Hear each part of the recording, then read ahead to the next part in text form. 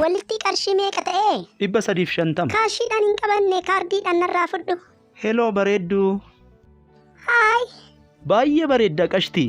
Maal gootu sitti bareede? Waan hunda kennatti bareede. Dhuguma moo? Hammam fudhatte abbaa mana qorichaa? Hin fudhanne nan fudhadha. Galatoomii feestala yoo qabatte keessa naa gaayitii qabadheen deema. Thank you. Waanuma sitti toleen keessa naa kaa'e taaksiin hin dhufa. Hayyee haa ta'u. Galatoomii baay'een si galateeffadha. Thank you. Sanyi bilbila kee naa kennuu dandeessaa dhiifama waliin. Dhiifama waliin bilbila hin qabu ani. Abbee kaardiin kun saantima hin qabu. Maal jechuu keessanii kaardiin koo saantima qaba. Ana moo sintu beekan dee? Maa inni kun hin deebisiin abbee? Elaa akkuma waliin dubbannee waan ani godhisin jedhe qofa goota. Egaa mucaa waameen dhufa amma asumatti na eegi daqiiqaa muraasa naa kenne amma nan bilbilaafi. Hello abdii maal taate dhufnee jirra miti? Maal taate qaata dhufnee dhaabbannee jirra dafika intallis dhufteetti. Haay abbee maal lamma yoonaa jirta akkam nagaa? Kinoo wal baraa fideera kan intalli fardi biraan gaa malee waraanu. Abdiin jedhama. Ani immoo Caaltuun jedhama. Abbee kun maalidha kun hin dubbatu? Maal bira dhaabbata? Kottu hin deemna nuyi. Nama akkamiin si qunnamsiisayyuu kun hin ta'u akkanumaan. Haay jirta akkam qashtii. Maali si barbaadaan jira miti kinoo si fide gaa dhiirri kee laa.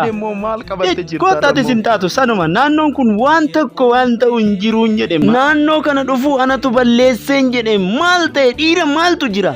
Kunoo maal laalti qabamteetti intalli dhiirri maal ta'e dhiira takkittiin dhaba. Way good. Dafiitii bilbila ishii qofa irraa naafuu ta'u waan biraan barbaadu daf. Laal qabamte gaa laal akka nama hin beeknetti nama bira darbuun maa inni qabamte kana ganan isin jedhu nan beektooti anaan akkamitti na wallaalte. Naannoo kanatti beekamaa fi jaalatamaa kan ta'e qaxaleen kee ana dhagaa nan beektooti gizee odeessanillee oyyoo maal inni ija koo keessa kan seene maaloo naa laalime bareedduu koo. Yaa rabbii maal taate abbee maaltu seene? Akkana nama goona gaa laal kanaanis laal harkite baay'ee na jaalatta jechuudha sirratti baree ammayyuu laal. Kanaafi kana fakkaatan hedduu kaasuu dandeenya ammaan tana waa hedduu jira gaa yoo seeraan na caqaste kolfiin waan kolfisu nama kolfisiisu kun mee waan hundaaf amma bilbila kee naa kenni yoo dandeessa ta'e bilbila kee qofa ittiin si qunnameen anani manatti yeroo galtullee si haasofsiisu akkasumas immoo si bohaarsu ammayyuu baay'ee si bohaarse miti yaaddeettaa kun na qunnamatteet bilbila kee qofadha amma barbaachisu waan biraa miti qashtii kana gaa laal nuyi hojiin keenyi. Paaswordii isaa bani siif hin kenna. Bani gaa paaswordii keessa hin beektu. Waayee homaa gochuu hin danda'u chaa'u bakka. Haay leensa dhaga'i gaa si haamaan jiraami leensa.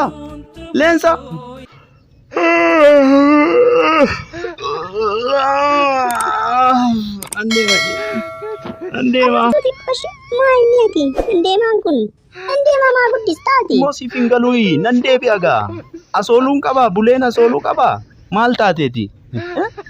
Maa jechuudha waan baay'ees nan sirreessa miti? Egaa amma moo maaltu si dhibe? Galgalaan dhuftaa giiftii koo siin du'aa siin kaa'etta.